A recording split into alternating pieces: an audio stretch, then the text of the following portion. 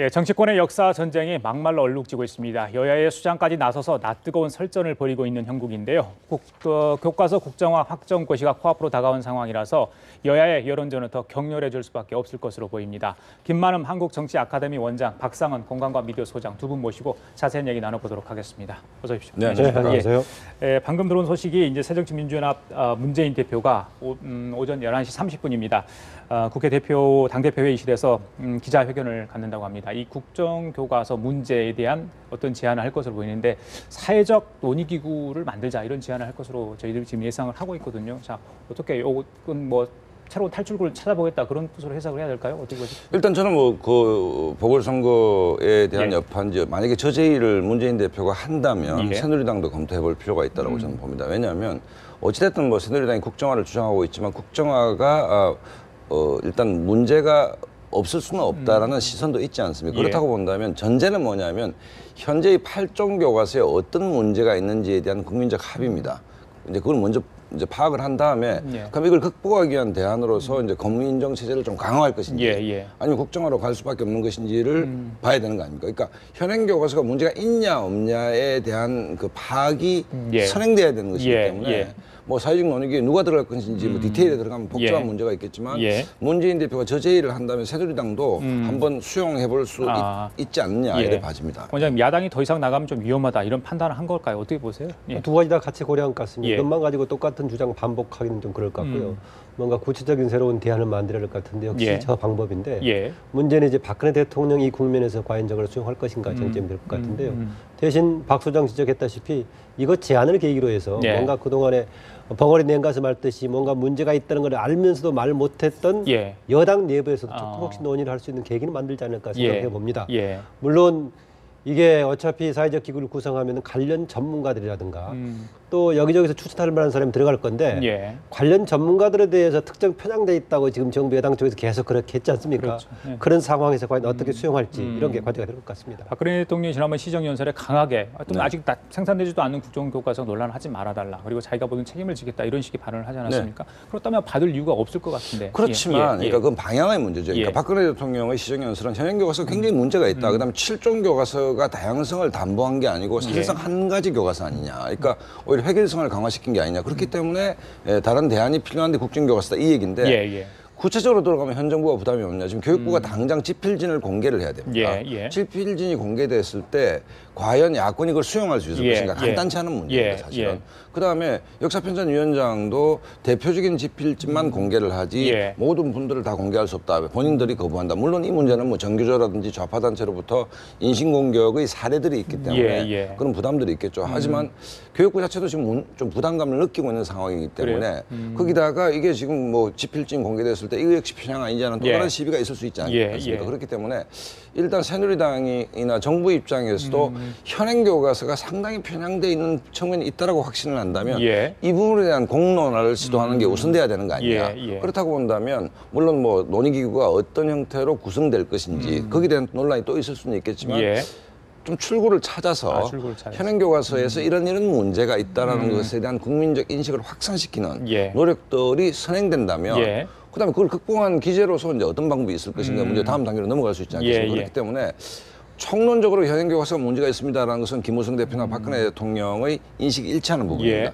그럼 이걸 어떻게 극복할 것인가 국정화 문제에 대해서 사실은 중도우파 진영도 그게 과연 유일한 답인가에 대한 문제제기가 있지 않습니까? 그렇다고 본다면 뭐 논의기구를 만들어 볼 수도 있지 않느냐. 뭐 저 생각 이것이 여야 공이 좀 출구가 될 수도 있다는 것이고 또 하나는 뭐냐면 민심 문제인데 사실은 지금 뭐 제조업이 처음으로 당군 할아버지를 처음으로 뭐 마이너스 성장을 했다라는 기록이 나오듯이 민생 문제가 어렵지 않습니까? 그렇다고 본다면 국민들이 사실은 이게 여야가 이 지금 연말 전국에서 여기에 올인하는 것이 과연 옳은가에 대한 피로감도 있는 것이거든요.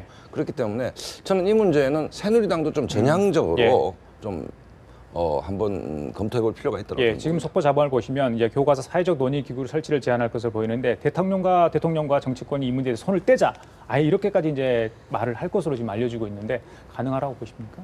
대통령과 정치권이 손을 뗀다고 했을 때 이게 작동되려면 일단 교육부가 중심이 돼서 작동이 될 수밖에 없지 않겠습니까? 그리고 나서 이제 사회적인 기구에 참여하는 사람들을 구성해야 될 것인데 그 단계가 애초에 사전에 일찍부터 그렇게 진행됐어야 맞죠. 그렇지 않겠습니까? 순서대로 그렇게 진행이 됐죠. 그랬는데 이제 박근혜 대통령께서 이것을 이제 거의 결론을 내 가지고 지적하다 보니까 문제가 많이 생기고 있습니다. 그래서 현재 박근혜 대통령 스타일로 밀어붙인다고 하더라도 이게 당장은 어떻게 만들어낼지 모르겠지만은 박근혜 대통령 임기에 한정된 다음에 다시 시작할 소지가 있다라는 것 때문에 이재호 의원 등은 1년짜리 아니겠느냐 이런 비판까지 나왔던 거죠. 지금 내용에 관해서는 역사에 대한 시각은 서로 다양할 수 있기 때문에 이런저런 주장할 소지는 있다라고 이제 현재 정부의 국정화에 비판하는 야당 쪽에서 그쯤은 같이 공유하고 있는 거 아니겠습니까? 그래서 그러자 버린 주장인데 지금 물론 야당에서는 공세에는 국정화 자체에 대한 원래 초점은 있었지만은 최근에는 국정화 못지않게 친일 독재 미화 여기에 포커스를 맞추고 있어 그러긴 한데 사실은 원래 초점은 국정화에 대한 문제 아니었습니까? 여러 가지 과연 친일 미화가 될 것인지 아니면 현행 내용이 어떤 것이 문제가 있는지 이런 것에 대한 지적이었습니다. 물론 최근에 이제 아직 만들어지지 않은 교과서에 대해서 친일 미화 얘기했던 건 두 가지 근거가 있죠. 하나는 지난번에 현행 기존 교과서에 대한 대안으로 내놨다는 교학사가 일제시대 문제라든가 이승만 박정희에 대해서 한쪽으로 치우친 그런 내용이 있었기 때문에 그걸 사례로 이야기하는 부분이 있고 오류 부분은 다들 인정하시죠? 오류 부분도 2,200개가 넘는 부분이 있었고 또 하나는 이제 사실 만드는데 중심적인 판단의 주체가 돼야 될 역사학자들에 대해서 90% 이상이 어느 쪽 편향돼 있다라고 평가하는 것이 과연 그 평가의 주체가 정치권이 평가할 주체냐 등등의 문제가 있다 보니까 아직 만들어지지 않은 교과서 내용에 관한 논란까지 불러일으켰던 것 같습니다. 알겠습니다. 잠시 후 오전 11시 30분에 문재인 대표가 국회 당대표 회의실에서 교과서 문제와 관련해서 긴급 기자회견을 할 예정인데 저희들이 연결하면 바로 좀 물려보도록 하겠습니다. 이 박근혜 대통령 시절 연설 이후에 방금 말씀드린 것처럼 여야가 정말 설전, 난타전을 하고 있는 모양새인데요. 좀 사실 국민들이 바라보는 심정 안타깝고 딱하기도 합니다. 저희들이 어제 나왔던 그 설정 내용 좀 들어보고 이야기를 나누도록 하겠습니다. 들려주시죠. 김무성 대표는 건성건성 박수를 쳤답니다. 일부 언론의 지적에 따르면 양손의 손바닥이 닿지 않는 매우 무성의한 박수를 쳤다고 합니다. 새누리당 최고 존엄에 대한 박수치고는 너무 무성의했다. 여권의 2인자 자리도 곧 쫓겨나지 않을까 심히 걱정됩니다. 교학서 교과서 나왔을 때 여러분 어떤 일이 벌어졌는가 아시죠? 좌파들이 총준동해가지고 교학사 사주 목을 따 죽여버리겠다. 불질러 다 태워 죽여버리겠다. 이 교학사 교과서를 채택하는 학교의 교장과 선생들은 우리가 다 가만두지 않겠다. 이렇게 해가지고 전국에 한 곳만 채택할 수밖에 없었던 그런 일이 있었지 않습니까? 대통령의 독특한 화법 때문에 연설을 듣다 보면 정신적인 분열 현상까지 경험하게 됩니다. 정신분열 증상까지 경험했다고 하니 전문의인 제가 직접 가서 진단해야 될 상황이었습니다. 새정치민주연합의 욕설 공세는 국민을 향한 욕설과 같습니다. 제가 다시 언급은 하지 않겠습니다. 정말 심한 발언들을 내뱉었는데요. 이 정치인들의 이런 막말이라고 해야 되겠죠. 이유가 있을 것 같고 특히 이 시점에 한참 더 고조되는 양상이거든요. 자제를 해야 되지 않을까요? 어떻게 보십니까? 정치의 수준은 말의 수준이죠. 정치는 말로서 자기 의사를 표현하는 거 아니겠습니까? 그러니까 정치의 품격이라는 것은 언어의 품격을 보면 아는데 우리가 욕설과 풍자는 다르죠. 처칠 같은 경우에는 풍자의 달인 아니었습니까? 그다음에 그걸 비틀어서 했을 때 국민들이 어떤 통쾌함을 받고 이렇게 하는데 기본으로 한국 정치 수준의 한 단면을 보여주는 게 아닌가 하고 정청래 의원이 상대당 대표 선배 정치인에 대해서 건성건성 박수를 쳤다 쫓겨나지 않겠냐 이거는 그야말로 결례죠 사실은. 결례고 아무리 입장이 다르고 싸운다 하더라도 상대당의 집권당 대표 또 선배 정치인에 대해서 저런 식의 일반적으로 야유를 표현하는 것이 옳으냐의 문제. 근데 이게 야당이 저는 도저히 안 되는 국정화 반대에 대해서 수도권에서 상대적으로 좀 여론이 높다 하더라도 그 여론이라는 것은 뭔가 하면 현행 교과서가 문제가 없다는 게 아니고 현행 교과서 문제가 있는데 그 방식이 국정화밖에 없냐에 대한 일단 중도층들의 의문 아닙니까? 거꾸로 얘기하면 이 중도층들이 이런 막말을 가장 싫어하죠. 그렇지 않습니까? 그렇다고 본다면 희한하게 어떤 그 자살골을 넣는 특이한 재주가 있는 것 같고 좋은 재료를 가지고 맛없는 음식을 만드는 아주 특이한 재주가 있는 것 같다는 느낌이 좀 듭니다. 그렇기 때문에 이 문제 뭐 예를 들어서 뭐 무속인과 대통령을 비유한다든지 뭐 정신분열 얘기를 한다든지 뭐 건성건성 박수 이런 얘기는 자기 일부 지지층한테 쾌감을 줄 줄은 모르겠으나 이른바 그 외연을 확대하는 그 합리적 중도층을 설득하는 데는 이게 굉장히 장애가 되지 않겠습니까? 그렇기 때문에 왜 전 야권이 이걸 반복하는지 저로서는 사실은 좀 이해가 안 가는 대목이 있습니다. 원장님한테 여쭤볼까요? 네, 정청래 의원이 지금 뭐 어느 신문에서 지적했다는 내용이 어느 부분이 직접 인용된 건지는 모르겠는데요. 정청래 의원은 당 내부에서도 징계도 받은 적이 있었죠. 발언 때문에. 그랬는데 저는 이번의 경우는 오히려 풍자에 가깝게 봐주고 싶습니다. 없는 상황에서 갑자기 과도한 비유를 한다거나 센 단어를 썼다기보다는요. 최근 상황을 반영한 거다. 뭐냐면은 최근에 박근혜 대통령 행보에 대해서 집권 여당 대표로부터 해가지고 집권 여당 사람들이 굉장히 두려워하는 모습을 보면서 말을 못하고 있어요. 아마 언론인들 대부분 알고 있지만 이게 독재 정권 시기도 아니고 북한의 전체주의 체제도 아닌 상황인데 집권 여당 인사들이 대표부터 이렇게 움직이다 보니까 아무 말도 못하고 두려움을 보이고 있고 아니면 회피하는 양상을 보이고 있는 상황에 대해서 이 상황을 반영해서 지금 지적한 것이 아닌가 해서 제 입장에서는 상당히 현실을 적나라하게 했던 비유에 가깝게 적어도 정청래 의원의 이번 발언은 현 정치 지금 상황을 이야기한다면은 그렇게 저는 해석을 해주고 싶습니다. 저는 좀 다른 게 국정교과서 문제에 대해서 김무성 대표가 박근혜 대통령의 거의 싱크로율이 100% 아닙니까? 이 문제는 예를 들어서 뭐 호위무사라는 표현을 쓰는데 어떻게 보면 19대 국회에 김무성 대표가 들어와서 제일 먼저 시작한 게 교과서 포럼이고 그다음에 당대표 연설, 방미 기간에 교과서 문제를 일관되게 지적하고 있습니다. 그렇다고 본다면 최근에 국정교과서 문제에 대한 박근혜 대통령, 김무성 대표의 연대는 가치 연대라고 봐야 되는 것이지 정치공학적으로 뭐 건성건성 대통령한테 충성하기 위해서 뭐 그거는 좀 이른바 좀 그 객관적인 상황과 동떨어져 있는 것이죠. 그다음에 아무리 풍자라 하더라도 정치에는 어떤 금도가 있지 않습니까? 지난번 우리가 그 원유철 원내대표가 뭐 대통령 뭐 발언에 대해서 직접 소개한 것을 비판한 이유는 뭐냐면 상대 파트너가 이종걸 의원인데 굳이 그런 얘기를 했어야 되느냐라고 비판했는데 정치라는 건 51대 49 타협을 해야 되는데 상대 당대표에서 이런 식으로 모욕감을 준다면 그거는 도대체 뭘 얻고자 하는 것인지 많은 국민들이 의아할 수밖에 없는 것이죠.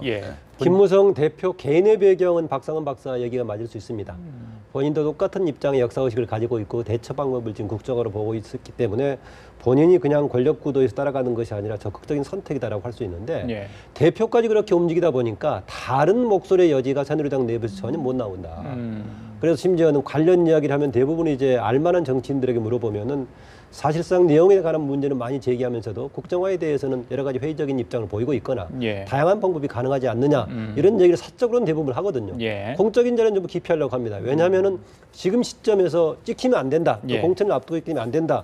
저는 이런 공포 분위기가 과연 앞으로 역사가 지났을 때 1915년의 가을의 후반기 때 집권 여당의 행보에 대해서 이후에 어떻게 평가할까 생각해보면 상당히 답답합니다. 그 점에서는 이 상황에 대해서 김무성 대표 개인에 직접 한정되는 얘기는 아니겠지만은 답답한 지금 국면을 일정하게는 지금 정청래 의원이 지적한 부분도 있다라는 점에서 제가 부분적으로 풍자로 받아들이고 싶다라는 지적을 한 겁니다. 말 설전 때문에 본질이 다른 곳으로 흐르는 그런 경우는 좀 불상사는 없었으면 좋겠다 이야기를 해보고요.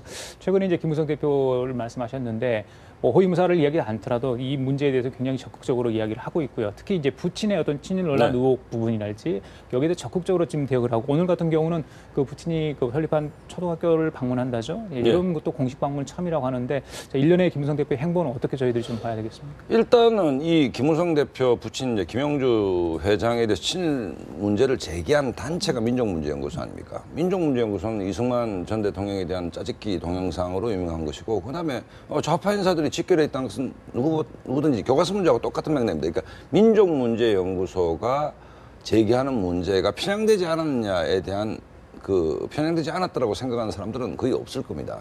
두 번째가 처음에 이제 김영주 회장이 뭐 친일이다 무슨 신문에 이름이 올라왔다는데 그것은 동명이인으로 확인됐지 않습니까? 그다음에 또 반박을 하고 있는데 일단 이 문제 제기라는 단체 자체가 기본적으로 지나치게 좀 좌편향된 인사들이 만든 연구소 아니냐에 대한 것은 거의 상식에 속하는 문제고 그다음에 공과가 있겠죠. 공과가 예를 들어서 뭐 기본적으로 김용주 회장의 어떤 그 히스토리에서 잘 알지는 못합니다만 공과가 있는 것인데 기본 영흥초등학교 뭐 이명박 전 대통령도 뭐 졸업을 한 학교지만 사제의 절반을 털어서 저걸 했다. 첫 번째 그 회사를 만든 게 3.1상인데 3.1운동의 정신을 기리자고 했다. 그다음에 뭐 신관회에 참여를 했다. 예를 들어서 일제시대에 사업을 했기 때문에 뭐 예를 들어서 어떤 일본에 동원된 측면이 있을 수도 있지만 또 하나는 독립운동을 위해서 여러 가지 노력을 했다는 것도 나와 있지 않습니까? 이 문제를 가지고 일방적으로 예단하는 문제는 정치적 의도가 있다고 볼 수밖에 없고 거꾸로 얘기한다면 문재인 대표의 부친도 일제시대에 공무원을 하셨다고 제가 알고 있거든요. 그럼 공무원을 한 그 자체가 친일이냐라고 물을 수도 있는 거 아닙니까? 그렇다고 본다면 공과 과가 있는 문제인데 이 문제를 지나치게 좌파 연구소에서 드라이브를 한다는 것은 정치적 의도가 있을 수밖에 없는 것이고 이 부분은 정치인 김무성을 떠나서 자기 선친 아닙니까? 적극적으로 해명할 필요가 있는 것이죠, 사실은. 뭐 그런 차원에서 저는 봅니다. 저는 김무성 대표 같은 유력 정치인이기 때문에 이 문제에 대한 좀 깔끔한 정리가 됐으면 하는 생각입니다. 두 가지 관점이 있을 수 있겠죠. 하나는 이제 김무성 대표 스스로 부인하고 있는 내용이 있기 때문에 사실 여부에 대한 이것을 기회를 해가지고 정리하는 게 필요하다는 겁니다.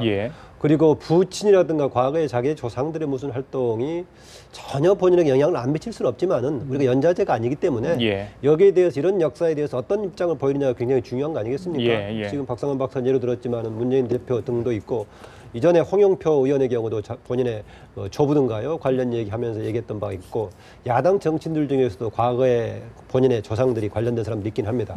그랬을 때 초점은 본인이 그 역사 시기에 대해서 어떤 해석을 하냐가 굉장히 중요한데 마침 지금 역사 교과서 논란이 되고 있는 시점 뭐 사실 앞으로 어떻게 나올지 모르겠습니다. 우리가 역사 교과서 논란에 몇 가지 주제가 있는데 그중에 하나가 일제시대에 대한 해석이 들어있지 않습니까? 이런 등등이 같이 맞물려 있는데 이 시기에 대한 부분에서 또 김무성 대표가 본인이 어떤 시각을 가지고 있느냐에 대한 정의도 굉장히 중요합니다. 두 개가 애매하게 섞여서 마치 진행되어 버린다면은 김무성 대표를 위해서 좀 바람직하지 않은 게 되겠죠.